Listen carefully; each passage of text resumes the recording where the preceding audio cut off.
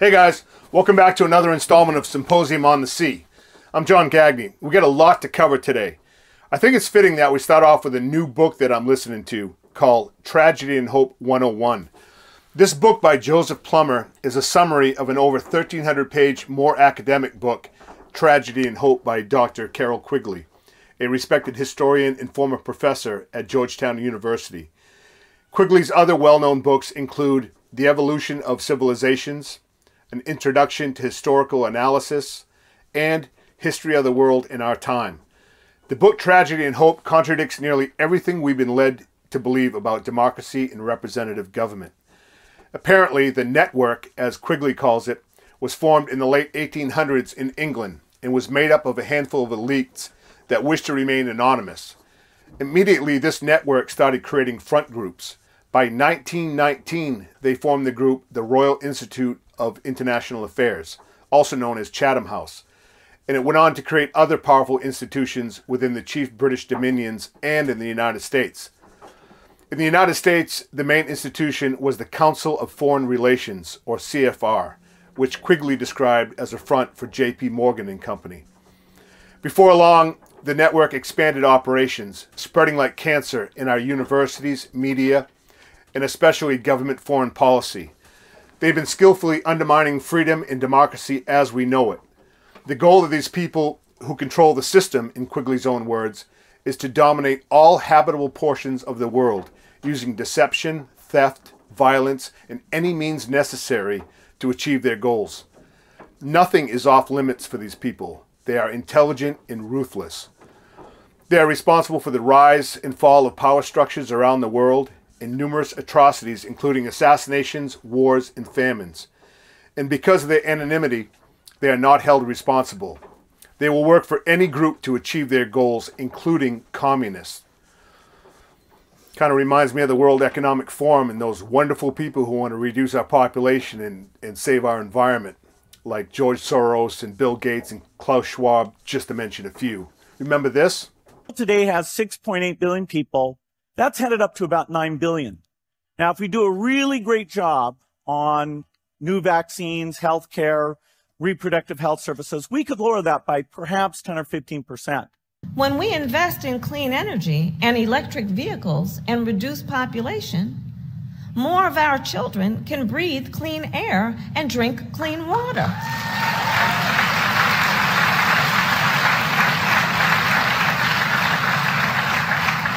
So unlike wild-eyed conspiracy theory, this is conspiracy fact. There's no doubt that at the time I'm done with this book, I should have a better understanding of events, names, dates. But I know this now. As intelligent and well-connected as these people may be, they are fallible men and have not reached their goals of controlling all habitable areas of the world. While these people have tremendous influence and power, they can be defeated. And I know just the group who can defeat them, if they were only willing. This group is not particularly known for their intelligence or wealth. In fact, you could argue that most of them are rather fat and lazy and disengaged from what's going on in our world. Although you wouldn't know it, they possess a connection to great power, but they rarely use it. And yes, my good people, I'm referring to the church. The Bible says, "But God has chose the foolish things of the world, that he might put to shame them that are wise. And God chose the weak things of the world, that he might put to shame the things that are strong." You'd be accurate if you said that my views on the church were, I don't know, single-minded, dogmatic, inflexible, persistent, obstinate, fixated, unyielding, resolute, and opinionated. But that's what I believe, and I'm passionate about talking about it. Unfortunately, the majority of the church accepts defeat without even a fight. Listen to this clip of Paul Blair from Liberty Pastors. You know, for a country to be free, the people have to be educated and they have to be moral. And you look back at our history, those are two foundations upon which we were built. And then you look back in human history and you see when great acts of tyranny were carried out, for example, during the Dark Ages. The government, those in power, tried to suppress education among the peasants. They wanted to keep them as nothing but slave labor, and then keep that animal instinct rather than the biblical love your neighbor as yourself. It's the Marxist dog eat dog, only the strong survive. So we have seen our own culture crumble. And what's a shame, in fact, I've been hammering this in the pulpit on Sunday mornings. I think the American church is a fraud. I think it's dead. I think it's like the old Rudolph the Red-Nosed Reindeer cartoon after the abominable snowman was de-toothed. All he was just a big toothless nothing. Mm-hmm. That's really what the American church is. The church that in Ephesus so shook the community that even the artisans that crafted the silver shrines around worship of the temple of Diana at the temple there in their headquarters were shaken by the impact that it had on their business because this small church. You look at Thessalonica, and the unbelievers came out against these formerly pagan, idol-worshiping, now Christians, and they had such an impact that they were accused of trying to turn the world upside down. Well, there's no threat of that happening now with the church. We just compromise and go along with the world. So we desperately need a genuine Great Awakening, and that's not just pastor speak. If we're going to save this political system, if we're going to save this republic, it will follow a great revival, just like the birth of our country in 1776 followed that first Great Awakening. So we're trying to, first of all, educate our pastors. We're trying to get them to think biblically about every area of life. Jesus isn't just the Lord on Sunday mornings. He's the Lord of everything that we do. We're trying to embolden them as they realize that they're not alone. There's a whole lot of us out there. We're trying to coordinate and then activate. And we've got a great system here. We've actually developed partnerships with some other ministries. Of course, we've got Liberty Pastors. We start with training the pastors, because if you can get the pastor awake, then you've got his whole church following his lead. But if you've got a cowardly pastor that doesn't want his church to engage the culture, he can kill practically anything that's going on in his church. So we are tasked with reaching the pastor and educating them. Then we, of course, have Rick Green with biblical citizenship training. They go in and help train the people. Then we follow that up with the Salt Light Ministry, Dran Reese out of San Diego. We got permanent biblical citizenship going on in the church. And then what I call the Special Forces, a good friend of mine, an entrepreneur, brilliant, successful businessman, Steve Maxwell out of Central Florida. And Steve started a group called Citizens Defending Freedom. They are like Salt and Light, the special forces of Salt and Light. They're Salt and Light with teeth. And we engage in lawfare and everything. We had a group of 7 churches that were Liberty Pastor churches down in Corpus Christi that got together, went after a Soros DA in Corpus Christi, forced his resignation. And in the process, a revival began to break out among the cartels there in that Corpus Christi area, because this bandito district attorney was a part of the cartel, and one of the lieutenants got radically born again, and now there's a revival breaking out among these cartels. We've got a pastor that graduated our camp in Central Florida named Jack Hilligoss. Jack's become a dear friend. Jack ran for mayor, won. The very first thing he did as mayor was declare June Strong Fathers and Families Month and not Gay Pride Month. He caught hell for it, but he stood his ground and, of course, brought out other people of courage. His church has gone from 400 to 2,000. They started a school now, which is running 300, and they're having to expand. And in year 2, there were 7 cities in this county that refused to declare Gay Pride Month this last June. So that's what an awakening looks like. It's not just getting on your knees and say, Lord, forgive us. It's following it with a genuine change of heart and change of behavior. So that's why these pastors' camps are so important. We've trained about 2,000 of them so far. And this one. Yeah, that's really good. You can help too. If you don't think I'm just a crackpot and you believe this, can you share this video and information about Liberty Pastors with other people? That'd be great. So in other news, we have some good news for Donald Trump. Shock poll shows Trump with nearly 20-point lead in Iowa. Trump is leading Biden 50% to 32%, according to a joint survey by the Des Moines Register and Mediacom Iowa, which polled more than 800 likely voters just weeks after the former president was convicted on 34 felony counts of falsifying business records by a New York City grand jury. Personally, I don't put much stock in polls. I believe they're used mostly to manipulate people. But I can't understand how anybody in their right mind would want Joe Biden as president again. You know, I like to be positive. I really do. But I think our country and our world is doomed, unless by divine intervention people wake up. I'm a huge fan of Moms for Liberty, and they're doing a great job being vocal about school choice.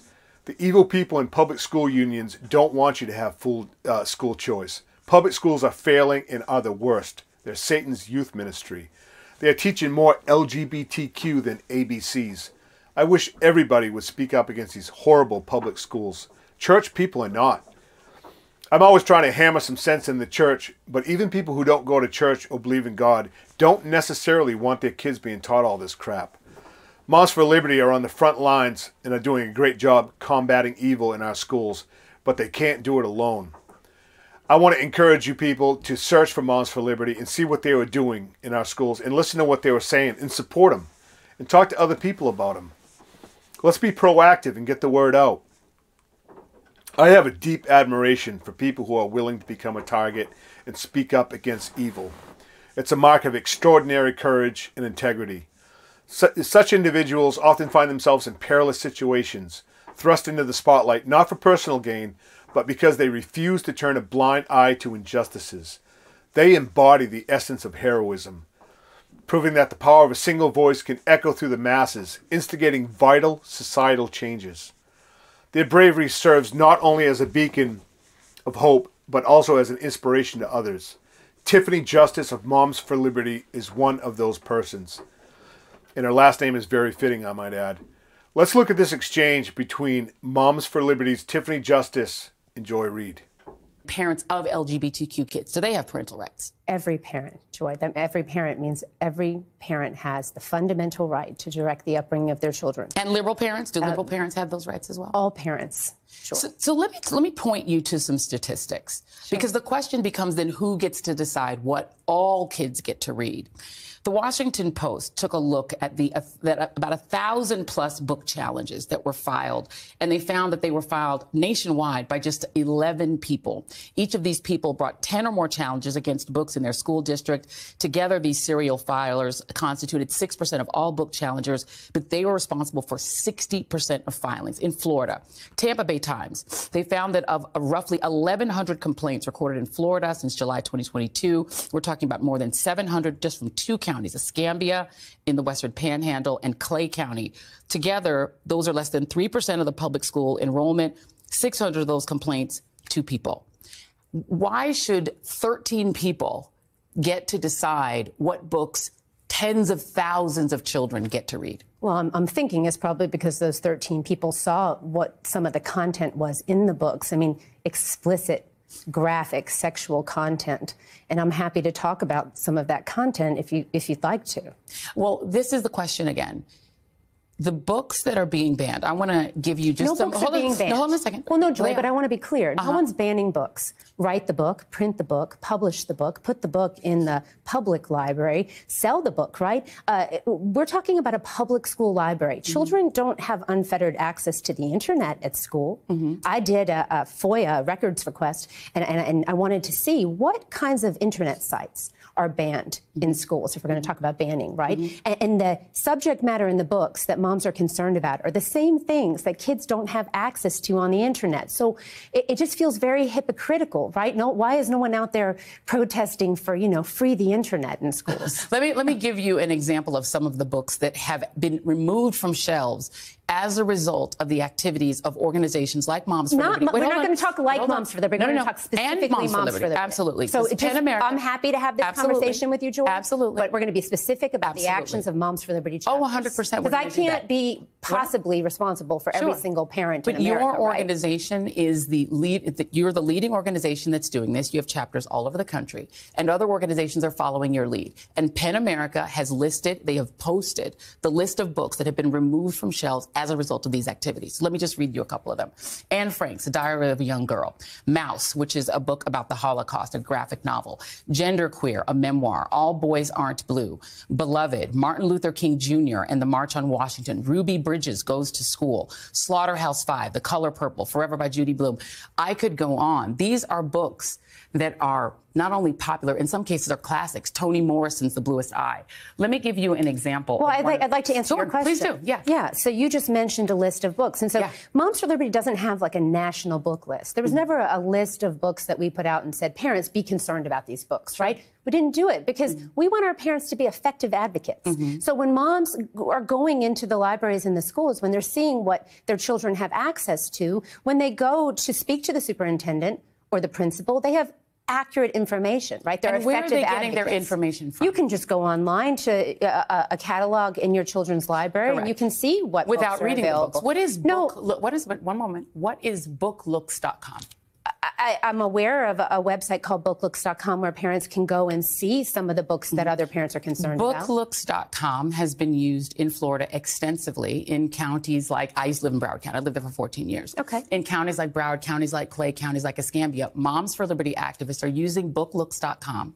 And it's essentially a cliff notes for books. Yeah. So you go through without even having to read the book. I'm going to just hold it up so our audience can see what it looks like. This is the one for All Boys Aren't Blue, which is one of the books Moms for Liberty has pushed. Everyone should go and see the content in this book. That's such a good idea. And so what happens is you can do keyword searches and find certain keywords. Like rape. You can find sure. Or anal rape or dildo. You can find all sorts of keywords. Of words. But like, wait, hold on. Wait. Let me finish my question. Okay, then great, you can answer. sure. I'm going to give you time to answer, but I got to ask you first. No, yeah, I got the question. And so what you find is the keywords that you find, the N-word, anything, words like you just used, then you'll get out of context passages from the book. And then based on that, Moms for Liberty members are going to places like Broward County School Board meetings, reading out of context passages from these books, and then demanding that the school board remove them. So what's that is the way. Yeah. The question I'm asking is, what is the expertise that you have and other Moms for Liberty advocates have to decide that a book, an award-winning book like All Boys Aren't Blue, isn't appropriate for students to read? What is your expertise? What a tragic story of a young man who's anally raped by his adult family member. So you have incest, rape, pedophilia. Joy, you said you'd let me answer, so I'm going to answer Please for you. In what context is a strap-on dildo acceptable for public school? I mean, that's my question to you. Tell me what the context around the strap-on dildo or the rape of a minor child by a teacher. Hold on a second. No, wait, we're talking about public school. One moment. All right. So now you've asked me questions. Sure. I'm going to answer it. Okay. Well, who is the main character? What's the name of the main character in All Boys Aren't Blue? You're asking me right now. You just gave me very specific information about this book, so you're presenting yourself as somebody expert. It's the gentleman. Hold on. Who's the main character in the book? The main character is the author. What's his name? George, I believe, is his first name. Because you're giving me very specific information that is. You're asking me to remember the name of an author. You the just name remembered of the author very doesn't. specific things. Joy. Here's my question. We're talking about Here's my question. You didn't answer my question. No. I'm going to answer your Great. question. I would love to hear that. Absolutely. Well, I'm interviewing you, and you're not interviewing me. So let's just make sure it's a conversation. Okay. Great. So what I'm saying to you is that as you are not an expert in this book, I don't have to be an expert to know that dildos aren't appropriate for public school. I mean, come on, let's get real. This is a full context story, as you said, of the author's experience. Why is it your right or a Moms for Liberty activist's right to say that a parent who wants their child to have access to this book, which gives a personal experience of this author, why doesn't a liberal parent, for instance, or a parent of an LGBTQ kid, why don't they have a right for their child to just have access to this book? Why is it your right to say they can't? So, again, we're talking about incest, rape, and pedophilia. And each parent, each parent has to decide what is appropriate for their child to read. So I want you to answer. I'm going to ask you one more time. Right. What is your right to tell a parent who wants their child, who might feel seen by this story, why don't they have the right? Why don't they have the right as a parent to say, my child can have access to this book? If a child feels seen by this story, that means that they have been the victim of a predator. That means that they have either been raped by a family member, they've experienced and your proof of that is what? You just said that What's if a child feels seen by this story. What I'm saying, Joy, you're now making assumptions about it. Joy, but if a child has been raped, we should do a lot better than put a book on a library shelf. Now you're literally shelf. creating a story behind a child that you don't know. Let me show you a form. This is a form that can be obtained in Broward County, Florida. Okay. I'm going to show it to the audience, and then I'm going to show it to you. Okay. This is called the opt. Yeah, please. I'm going to hand it to you. So much. It's called the opt-out form. Okay. An opt-out form would allow any parent, because you said you are in favor of parental rights. I am. It would allow any parent to opt out of their child being able to take books out of the library without their parents' permission. Okay. So that Moms for Liberty, why not advocate that every school in America have an opt-out form so that a parent who doesn't want their child to access a book like All Boys Aren't Blue, that they can make that choice? Because then each parent, including a liberal parent, a black parent, a parent who wants their child to read a book about African-American history, then they get their rights. We want children to read books about Why not just African-American opt history, out for yourself rather than tell other parents what they can and cannot? First of all, I think what you're talking about here is a wonderful step in the right direction. We should be having conversations about this. This is about local control. A lot of these decisions are made at the local school board level, and that's where these decisions should be made. And there should be vibrant conversations about what's happening in our public schools and what kids have access to. Joy, however, maybe we could just put all the books with all the graphic sexual content, the dildos, the rape, the incest. I'm sorry. I'm so sorry. Let's do a back room. Let's put a curtain up in the library like they used to do. One moment. Remember when we were little and you would go to the video store? The books that Moms for Liberty. The books that Moms for Liberty. With pornography. I know that I've seen. We could just do that in the public library. I have seen tapes of what Moms for Liberty does, and you all go into school board meetings and you read graphic stuff. Disingenuous conversation. No, it's not. America used to understand that there's something called age-appropriate content. Right, and here's my question again. Again. Ruby Bridges Goes to School is on the list of books that Moms for Liberty has attempted to have removed. Absolutely not. It absolutely is. Let me ask about the people who are making the decision for other parents, because you have not answered yet why a liberal parent or an African-American parent can't say, we have parents who are Democrats who are members of our organization. But you're still trying to make decisions for all the kids. Here are some of the parents that are filing, or some of your advocates. Bridget Ziegler, the Moms for Liberty co-founder, the wife of the recently ousted Florida Republican Party chairman, Christian Ziegler, who allegedly was involved in same-sex threesomes. Mrs. Ziegler was removed from the school board at which she was a leader. You've had she wasn't removed from the school board. Okay, you have Lauren DePaula. She was making book ban requests in Alachua County, but then records show that she and her husband didn't live there. They'd sold their home in that county. Carrie Blair in Tennessee, who was arrested for property theft charges after allegedly stealing from Target, skip scanning in Target. Why should those three people get to make decisions about what other children should be able to read? Other parents' children should be able to read. Do you know that I served as a school board member from 2016 to 2020? Are you going to answer my question? Yeah, I'm because going we don't have an endless time. Joy, I'm going to answer your question, but I need you to understand that when I was an elected representative, I would sit on that dais, and how dare I, sitting there as an elected representative, judge a parent when they would come to the podium to speak and advocate for their child? Because as we started this conversation, we'll end it. Every parent has a fundamental right to direct the upbringing of their children. And I would not stand in judgment, Joy, about a parent's education level, their sexual orientation, their race, their religion. That is not what America is about. I'm going to answer. I'm going to ask my question, Ms. Justice. Mrs. Justice. That's Thank you.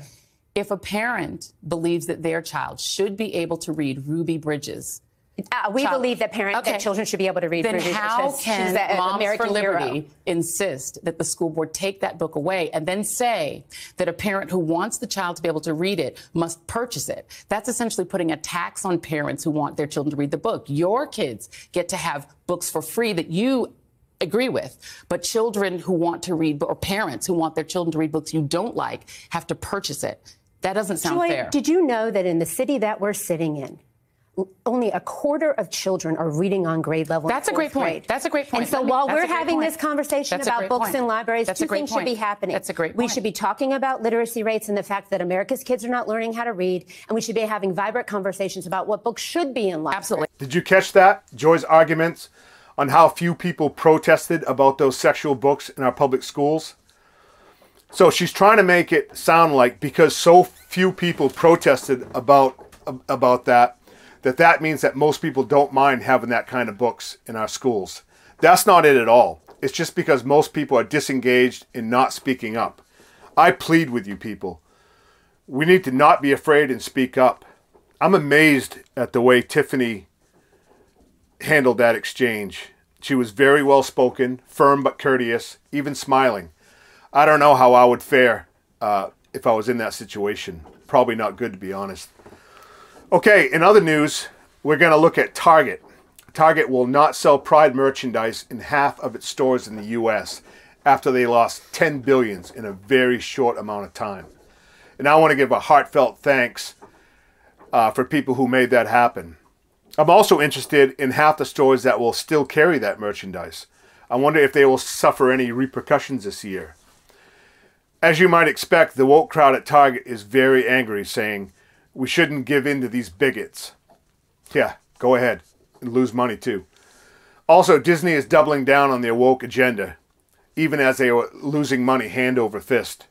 You know, it's too bad, because I used to like watching Disney. Heck, I grew up watching Disney.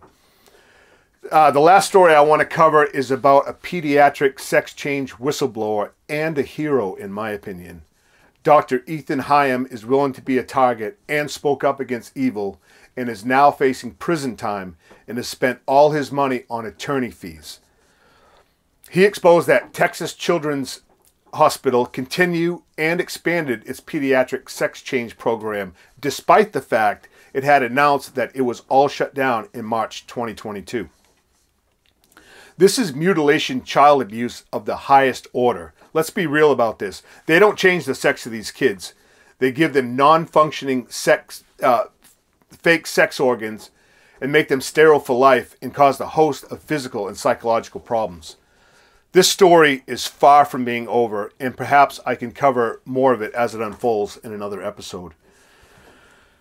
This is a really good story for you to look up yourself. And also, if you want to help the good doctor, share the story with others. And if you want to help Dr. Hyam financially, you can donate to his legal fund at givesendgo.com/Texas_whistleblower.